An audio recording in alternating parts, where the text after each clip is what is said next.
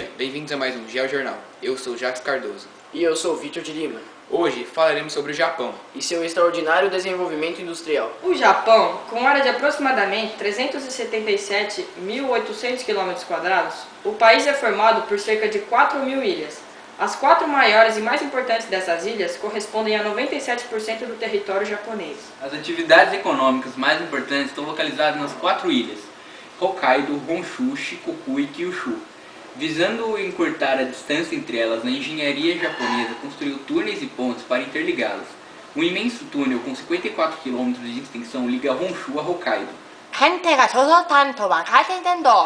No início do século XXI, a agricultura era a principal atividade do Japão, e politicamente falando, ele queria se manter isolado, bloqueando qualquer aproximação com a civilização oriental. Em 1853, Matthew Perry, oficial da Marinha dos Estados Unidos, conseguiu, por meio de um tratado com o governo militar japonês da época, autorização para que os navios norte-americanos atracassem em portos do Japão.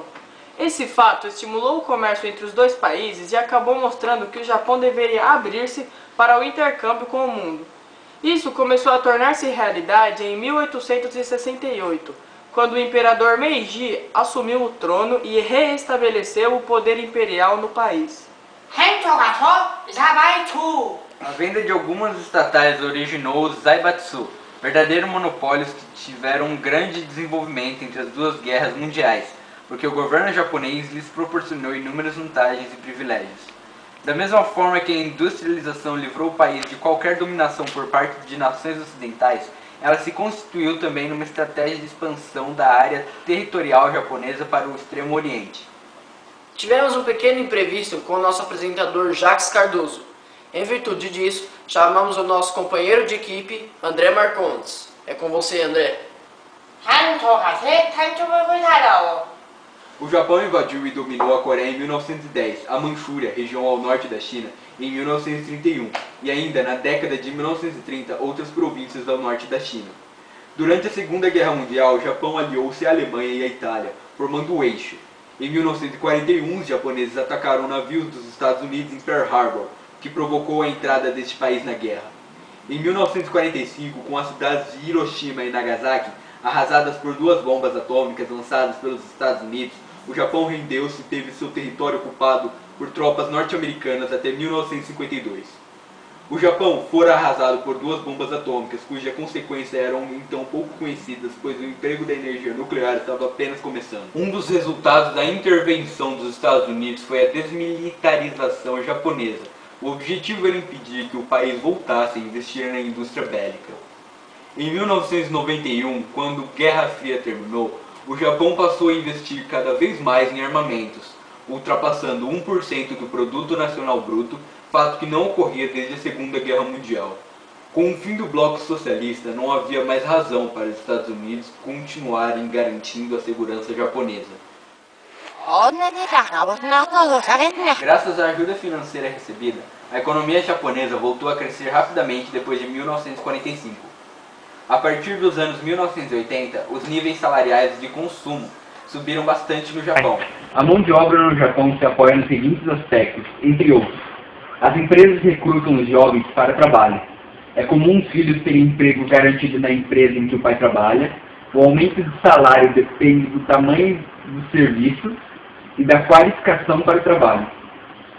Ao contrário dos Estados Unidos, cujos governos procuram até o início dos anos 1990 não intervir na economia e deixar cada empresa fazer a sua política particular de investimentos ou pesquisas.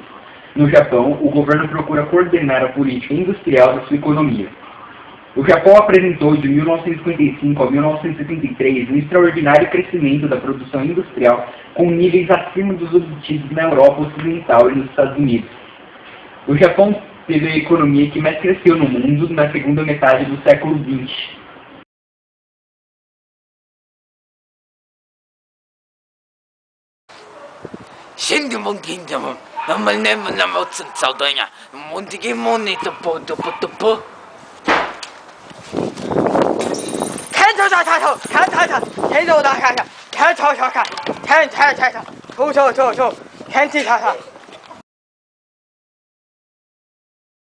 Hola, yo me voy a hacer esa cosa.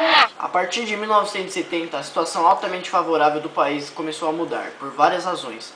A desvalorização do dólar em 1971, os preços do barril de petróleo aumentou muito, movimentos de contestação interna passaram a questionar os efeitos sociais e ecológicos do extraordinário crescimento.